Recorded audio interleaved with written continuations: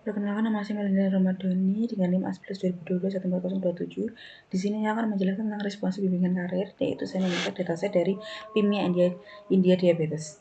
Yang pertama, bab pertama, yaitu pengumpulan data. Di sini saya mengumpulkan atau mengimport semua library, mulai dari visualisasi sampai dengan imbalance. Di sini saya menghubungkan dengan Google Drive yang ada saya. Di sini saya menampilkan hanya ada 5 data saja. Dan targetnya ini outcome. Hanya saya iseng menampilkan seluruh datanya. Yang bab 2 saya menelaah data. Di sini saya mengecek struktur data, yaitu jumlah barisnya ada 768 dengan 9 kolom. Lalu selanjutnya saya mengecek data tipe catatan di sini, yaitu integer dan float.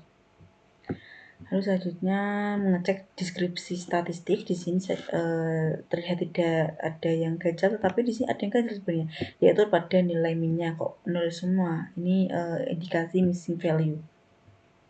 Selanjutnya ada visualisasi fitur kategorikal.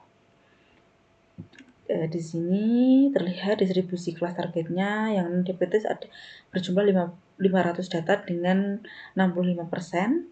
Dan diabetesnya 268 data dengan 34,9%. Di sini ada ketidakseimbangan data. Lalu selanjutnya visualisasi fitur numerik atau fitur numerik continuous. Ini bisa dilihat mainnya sini mungkin berada di angka 3 atau berapa. Bisa dilihat sendiri, kalau dijelaskan satu persatu tidak cukup waktunya. Di bab 3, memvalidasi data, yaitu saya mengecek adanya missing value atau nilai yang hilang atau tidak. Di sini tidak ada, tapi karena tadi ada keganjilan pada saat saya mengecek deskripsi ini tadi, yang tadi itu saya jelaskan dengan nilai minyak 0. Di sini saya mengecek beneran, dan di sini ada missing value, indikasi missing value-nya, yaitu glukosa ada 5, blood spot dan seterusnya sampai BMI. Selanjutnya saya mengecek data duplikat, tidak ada data duplikat. Selanjutnya saya mengecek data yang tidak konsisten. Di sini tidak konsisten, yaitu ada di bigness dan outcome.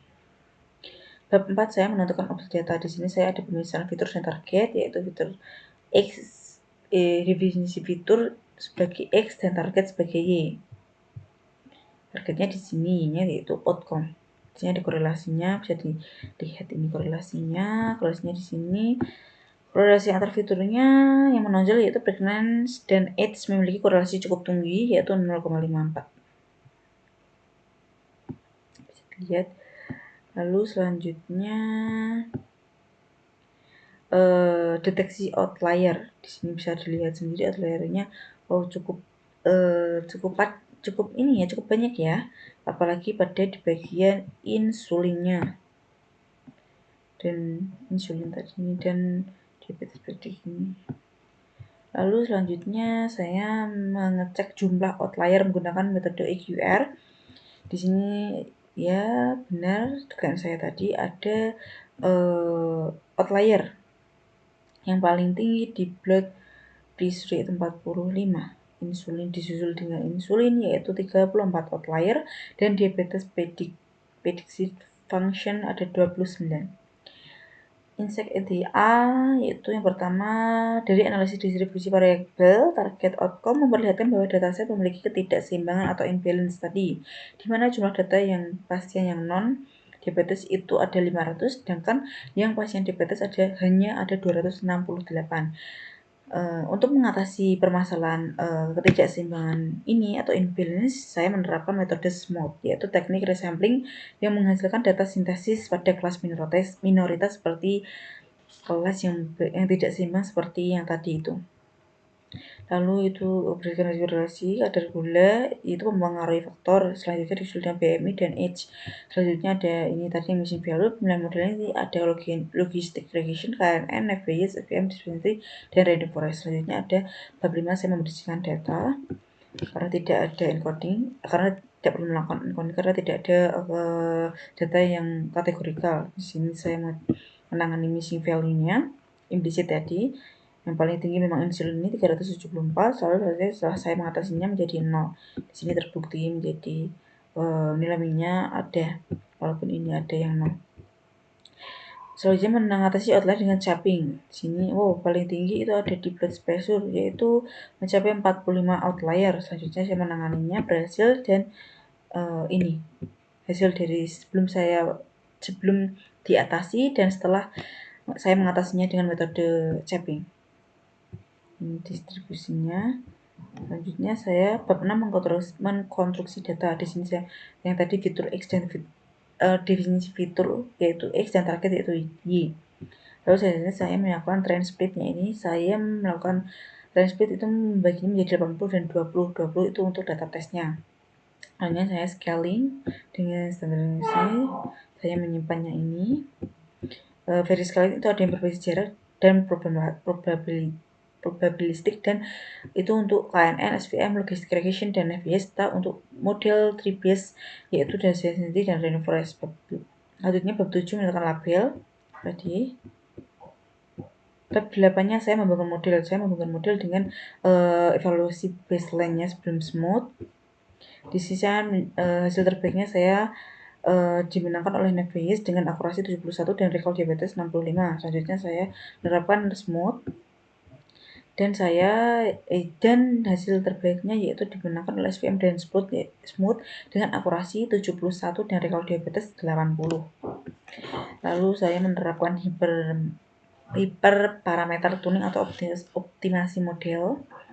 Di sini bisa dilihat untuk optimasinya yang paling ranking 1 yang paling menang itu di logistic regression, yaitu dengan akurasi 73 dengan recall diabetes 69. Teknik optimasi ini saya menggunakan dua teknik utama, yaitu yang pertama itu resampling yang tadi melakukan smooth untuk mengatasi ketidakseimbangan data. Lalu yang kedua saya menggunakan hiperparameter tuning, yaitu diterapkan untuk menyesuaikan parameter model. Yang bab 9-nya saya mengevaluasi hasil pemodelan, yaitu saya membandingkan semuanya. Di sini dari algoritma mulai dari baseline, teknik resampling smooth ataupun hiperparameter tuningnya yaitu dimenangkan oleh SVM plus smooth, yaitu dengan akurasi 71 dengan recall diabetes paling tinggi mencapai 80. Walaupun di sini ada akurasi yang paling tinggi lebih tinggi, tapi yang digunakan tetap saya acuannya pada recall diabetes. Ini bisa dilihat paling tinggi ada recall diabetesnya itu di SVM plus smooth. Di akurasinya yang tinggi itu ada yang di random forest baseline dan random forest plus smooth. Selanjutnya di sini bisa dilihat 80 diprediksi benar pada non-diabetes dan 20 diprediksi salah pada diabetes. Selanjutnya yang diabetes itu ada 28 diprediksi benar dan 26 diprediksi salah. Bisa dilihat kalau diselesaikan satu-satu tidak mungkin karena waktunya tidak cukup.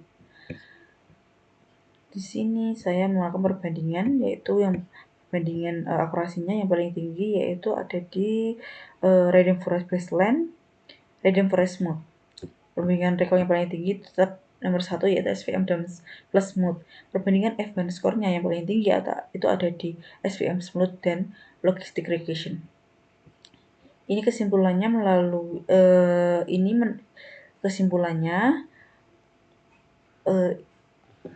klasifikasi ini dapat meningkatkan kemampuan model untuk mendeteksi pasien diabetes, terbukti dari kenaikan recall pada model minoritas seperti SVM dan SBS. Sedangkan parameter tuning meningkatkan akurasi dan kestabilan model, menjadikannya lebih andal untuk generasi terbaru. Demikian presentasi dari saya. Apabila ada kekurangan dari kecepatan, mohon maaf.